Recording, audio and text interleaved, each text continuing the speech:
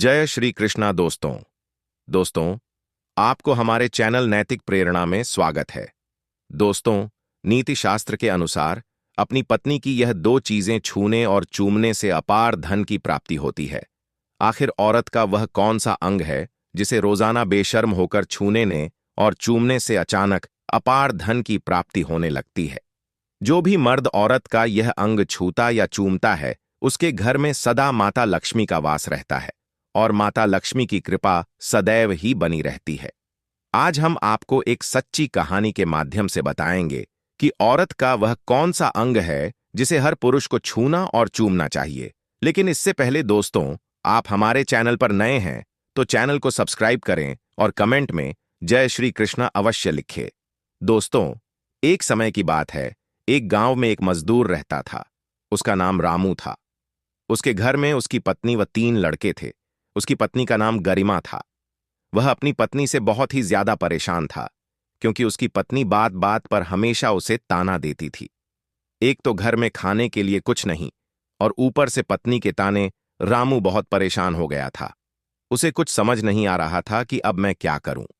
रोज रोज के लड़ाई झगड़ों से वह तंग हो चुका था। फिर एक दिन वह जंगल में पहुंच गया। वहां उसने देखा कि साधु महात्मा तपस्या में लीन थे। कुछ समय बाद साधु महात्मा का तपस्या से ध्यान टूटा तो रामू उन साधु महात्मा के चरणों में गिरकर जोर जोर से रोने और गिड़गिड़ा लगा। फिर साधु ने रामू से कहा, बेटा, तुम्हारा नाम क्या है और तुम्हें क्या परेशानी है? तुम क्यों रो रहे हो? आखिर तुम्हें क्या दिक्कत है? तब रामू ने कहा, हे महात्मा, मेरा नाम रामू है और मेरी पत्नी का नाम गरिमा है। मेरी पत्नी मुझे रोजाना ताने मारती रहती है। मैं गरीब हूं तो इसमें मेरा क्या कसूर है? कितना भी मैं कुछ कर लूं, लेकिन मैं धन कमा नहीं पाता हूं। मैं मजदूरी कर अपना परिवार चलाता था। वह भी पत्नी के रोज रोज के लड़ाई झगड़े के कारण ठप्प हो गया। आए दिन रात मुझसे झगड़ा करती रहती है। अब तो मैं दाने दाने के लिए मोहताज हो गया हूं। हमारे घर में खाने के लिए अन्न का एक दाना भी नहीं बचा है और पहनने के लिए वस्त्र भी नहीं है। लेकिन मैं अपनी पत्नी को समझाता हूं कि वह मुझे ताने ना मारे और मुझसे बेवजह झगड़े ना करे, लेकिन वह बिल्कुल भी नहीं मानती है। हे महात्मा, इसी कारण से मैं बहुत परेशान रहता हूं। तब साधु ने कहा, रो मत बेटा, मैं तुम्हें एक काम बताने जा रहा हूं जो तुम्हारी किस्मत चमका देगा। तुम्हें अपनी पत्नी का यह अंग विशेष रूप से छूना और चूम लेना है। अचानक तुम्हारे घर में धन की प्राप्ति होने लगेगी और तुम देखते ही देखते अमीर बन जाओगे। साधु ने कहा, जो भी आदमी अपनी पत्नी का यह अंग छूता और चूमता है, उसके घर में कभी भी धन की कमी नहीं रहती है और ना ही उसके घर में लड़ाई झगड़े होते। वह जो भी काम करता है उसमें हमेशा तरक्की होती रहती है। अब मैं तुम्हें उन अंगों के बारे में बताने जा रहा हूं। ध्यान से सुनो और अपने जीवन में इस पर अमल करना। तब रामू साधु की बातें बहुत ही गौर से सुनता है और कहता है, जितना जल्दी हो सके अब मुझे वह काम बता दीजिए। तब साधु रामू को एक कहानी सुनाते हैं और कहते हैं, किसी नगर में एक किसान रहता था। उसके बहुत सारी खेत थी जिन पर वह दिन रात मेहनत करता था। उस किसान के घर में वह और उसकी पत्नी दोनों हंसी खुशी रहते थे। उस किसान और उसकी पत्नी में आपस में बहुत ही ज्यादा प्रेम था। उनके घर में किसी भी प्रकार के लड़ाई झगड़े और कलह नहीं होते थे। इसी कारण उनके घर में सदैव मां लक्ष्मी का वास रहता था और उसकी खेतों में भी बहुत ज्यादा पैदावार होती थी। वह दिन प्रतिदिन और धनी होता जा रहा था। उस किसान और उसकी पत्नी में इतना प्रेम था कि आसपास के लोग उन्हें देखकर जलते थे। धीरे धीरे यह बात उस नगर के राजा तक पहुंच गई। किसान और उसकी पत्नी की बात जब राजा के पास पहुंची तो राजा भी उन दोनों के प्रेम की काफी ज्यादा तारीफ करते थे और वह भी सभी को बताते थे कि हमारे नगर में एक किसान और उसकी पत्नी रहते हैं जिनमें कभी भी लड़ाई झगड़े नहीं होते हैं। दोनों में आपस में इतना प्रेम है कि मैंने ऐसा प्रेम अपनी जिंदगी में कभी नहीं देखा। फिर कुछ समय बाद राजा पूरे नगर में ढिंढोरा पिटवा देता है कि इस नगर में जितने भी लोग हैं वे सभी अपने घर में घी का दीपक जलाएंगे। फिर राजा की रानी पूछती है कि आप ऐसा क्यों कर रहे हैं? सबके घर में घी का दीपक क्यों जलवा रहे हैं? राजा अपनी रानी की बात सुनकर कहते हैं, दीपक प्रेम की निशानी होता है। जिसके घर में घी का दीपक जलता है उसके घर में सदैव ही प्रेम बना रहता है, और मैं चाहता हूं कि जो प्रेम किसान और उसकी पत्नी के बीच में है, वह प्रेम हमारे पूरे नगर में रह रहे पति पत्नी के बीच हो। इसलिए मैं हर घर में घी का दीपक जलाना चाहता हूं। राजा के सैनिक जाते हैं और पूरे नगर में ऐलान करते हैं और कहते हैं कि सभी के घर में रात भर घी का दीपक जलना चाहिए। राजा की बात मानकर सभी नगरवासी अपने घर में दीपक जला देते हैं, लेकिन जैसे ही आधी रात होती है तो सभी के घर में दीपक बुझ जाते हैं, लेकिन किसान के घर का दीपक वैसे ही जलता रहता है। दीपक हमेशा किसान की पत्नी जलाती थी, लेकिन वह किसान की बात नहीं मानती थी। वह हमेशा अपनी मनमानी करती थी। उसका जो भी मन करता था वही काम करती थी। लेकिन किसान को इस बात से कोई भी दिक्कत नहीं होती थी, क्योंकि किसान बहुत समझदार था। किसान सोचता था कि यदि मैं अपनी पत्नी को रोक टोक करूंगा तो घर में बेवजह की लड़ाई झगड़े होंगे। इस वजह से वह अनदेखा करता था कि उसके घर में प्रेम बना रहे। राजा अपने महल को छोड़कर पूरे नगर का नजारा देख रहे थे। उन्होंने देखा कि सारे नगर में किसी के घर में दीपक नहीं जल रहा है, लेकिन किसान के घर में दीपक जल रहा है। तब राजा अपनी रानी से कहता है कि देखो, किसान और उसकी पत्नी के घर में दीपक जगमगा रहा है, लेकिन पूरे नगर में कहीं भी दीपक नहीं जल रहा है। इसी से पता लगता है किसान समझदार है। और रानी कहती है, किसान की पत्नी समझदार। इसी तरह से कुछ देर तक चलता रहता है। इसी बात को लेकर रानी जिद करने लगी। तब राजा ने कहा, हम लोगों को झगड़ा करने की जरूरत नहीं है। क्यों ना हम किसान और उसकी पत्नी की परीक्षा ले लें। सारा दूध का दूध और पानी का पानी हो जाएगा। इस बात पर रानी सहमत हो जाती हैं और उन दोनों की परीक्षा लेने के लिए तैयार हो गए।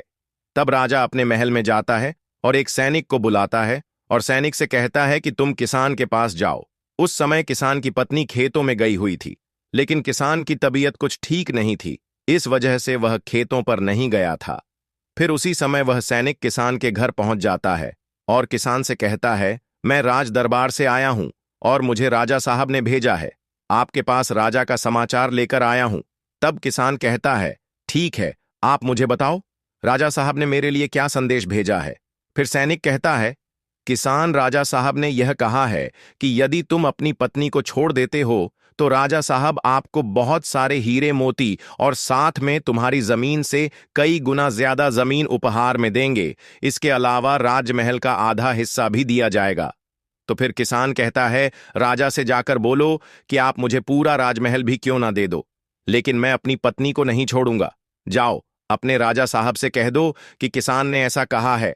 सैनिक जाता है और सारी बातें राजा को बताता है। उस समय रानी भी वहां पर थी। फिर बातें सुनने के बाद रानी ने राजा से कहा, आपने तो किसान की परीक्षा ले ली, लेकिन किसान की पत्नी की परीक्षा नहीं ली। इससे हम कैसे पता करें कि कौन समझदार है। अब मैं भी किसान की पत्नी की परीक्षा लेना चाहती हूं। जब दोनों की परीक्षा हो जाएगी तभी पता चलेगा कि कौन समझदार है। फिर रानी ने भी एक सैनिक को बुलाया और बोली, मेरी भी बात किसान की पत्नी को बोलना, और यह बात किसान की पत्नी को बतानी है, और यह बात तभी बतानी है जब किसान अपनी पत्नी के साथ ना हो।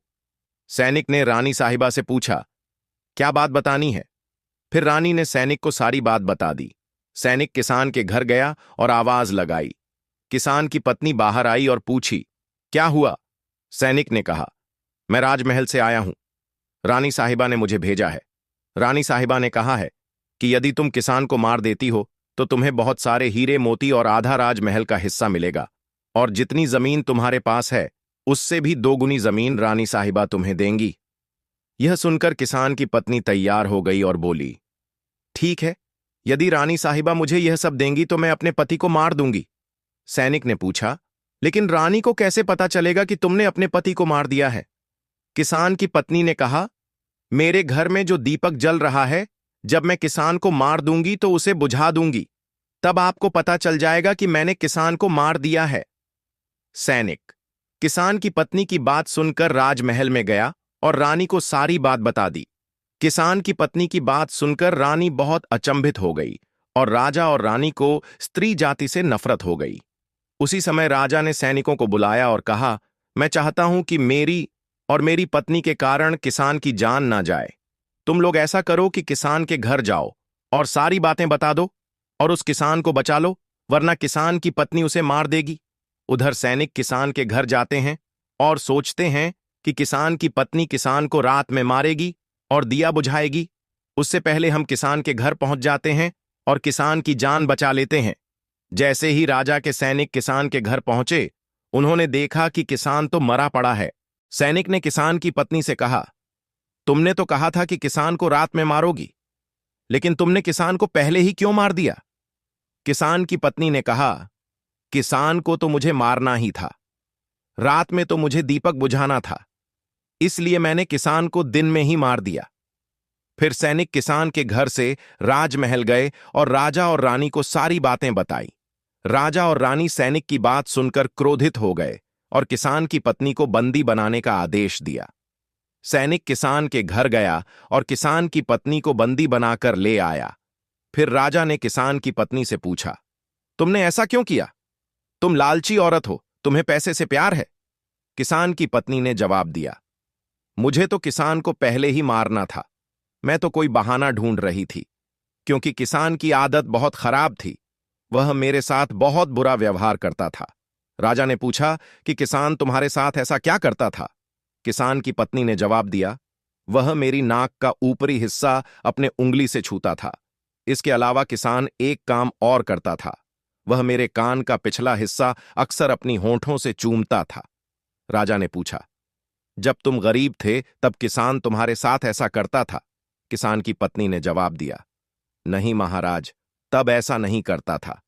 तब राजा ने कहा, मैं समझ गया कि किसान ऐसा क्यों करता था।